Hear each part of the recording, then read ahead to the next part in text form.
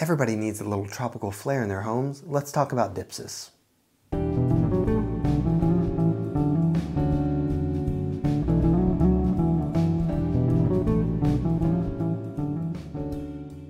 What's up, fellow plant enthusiasts? My name is Dylan and this is Bain's Botanicals. Today we're going to be talking about Dipsis, also known as the Erica palm with an A, because this plant is in the family Ericaceae, which are the true palms. I'm going to set this down. Right there. Here is the taxonomy information for Dipsis. And as I said, we're in Ericaceae, which are the true palms. That's excluding like sago palm and ponytail palm. Those are not palms.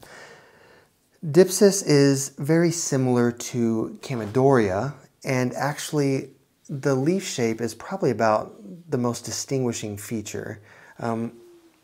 Oh, it's way over there. Anyway, these come out kind of in pairs of twos when they're younger, and Chamaedorea, they're usually higher multiples as far as the leaflets go. I think these would be considered compound leaves, or would they just be considered fronds?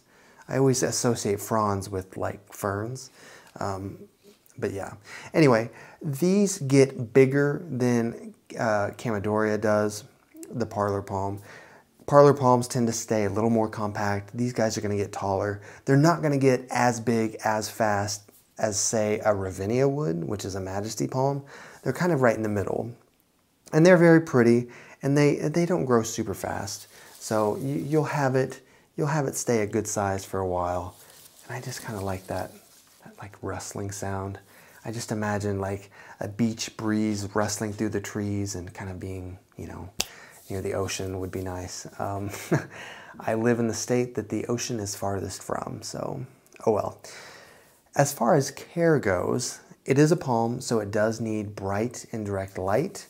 It's not a low light plant. It is from the tropics, and they do take direct sun when they are outside, you know, in the tropics. Since it's a house plant, it's probably not a good idea to put it in the direct sun, just because you don't want to scorch it. They're not accustomed to being outside like that.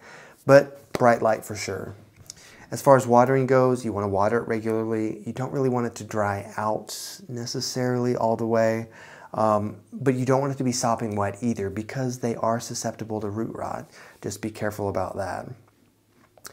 I use a cacti succulent soil for mine because it's well draining. So they do need to have moist soil, but it needs to be well draining so that they don't retain that moisture for too long. Actually, I think on the bag it does say cactus succulent palm. You know, kind of obvious on that one, I suppose. But humidity, they're not going to say no to it. It's not a necessity per se, but they do prosper a lot more with humidity. I've actually got a humidifier next to my palms just because I want it to be a little more tropical around them, and I don't really want to mess with those brown tips. They will get brown tips, and it's not always something that you're doing wrong. That's just what they do. Kind of like a chlorophytum, like a spider plant. Those get brown tips on them too. It's just kind of part of it. If they start getting a lot of brown leaves on them, then you know you're doing something wrong. Where was I?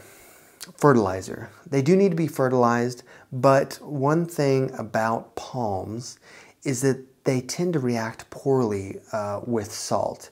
So one thing that you want to do, especially if you're watering with tap water and you're using non-organic fertilizers, you want to flush the pot maybe 3 or 4 times a year so that you can flush out that excess salt, especially with like plastic pots and everything.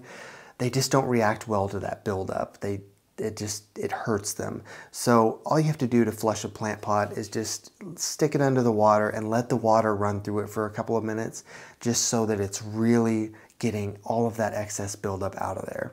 Not really a big deal. They're still really easy to care for. Just keep that in mind that maybe once a season you want to go ahead and do that for them. Other than that, there's not a whole lot to say about Dipsis. I mean, they're just kind of a middle of the road palm. They don't stand out a lot, but they are not hard to come by either. And like I said, they're a good little addition to any collection. I'm currently exploring palms kind of for the first time.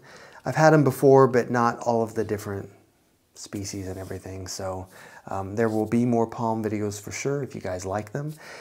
I've got one right there. I've got one right there, which we haven't talked about either one of those yet, but we will. Let me know if you guys have any questions and if you have any experiences with Dipsis. Other than that, I thank you so much for subscribing, and thank you so much for liking the videos and sticking with me. Your support means so much to me, and getting to interact with you guys, I love it. So yes, let's keep it up, and until the next video, I will see you guys soon. Thank you.